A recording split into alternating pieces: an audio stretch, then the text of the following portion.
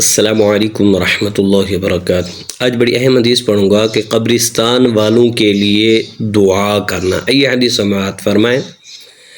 عائشہ رضی اللہ تعالی عنہا الا احدثکم عنی وعن رسول اللہ صلی اللہ علیہ وآلہ وسلم وظننت ان قدر قدتی السلام على أهل الديار من المؤمنين والمسلمين ويرحم الله المستقدمين منا والمستأخرين وإنا إن شاء الله بكم للاحقون۔ اس حدیث کا ترجمہ سماعت فرمائیں۔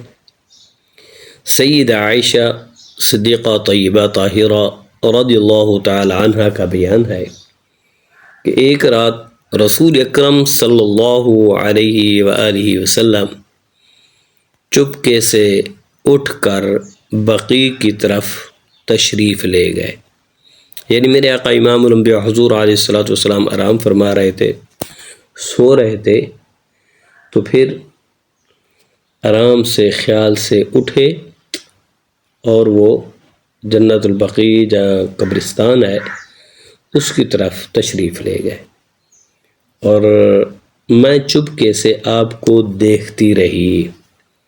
حضرت ام المؤمنین عائشہ صدیقہ رضی اللہ تعالی عنہ آگے یہ کہتی ہیں کہ میں دیکھتی رہی۔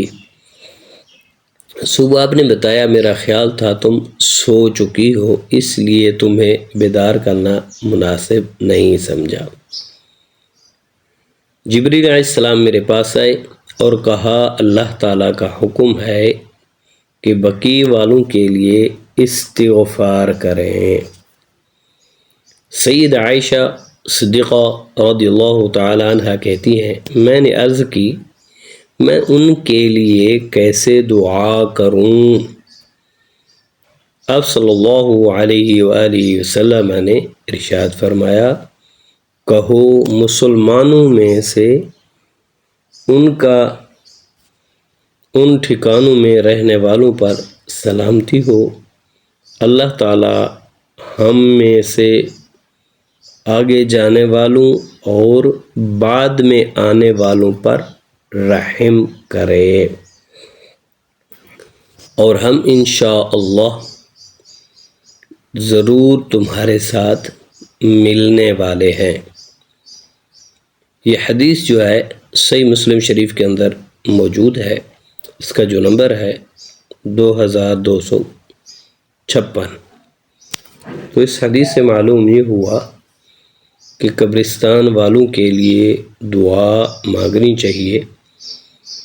جتنے بھی مسلمان فوت ہو گئے ہیں اللہ پاک ان سب کی بخشش و مغفرت فرمائے، اور وہ ہم سے پہلے چلے گئے وہ بہتر رہ گئے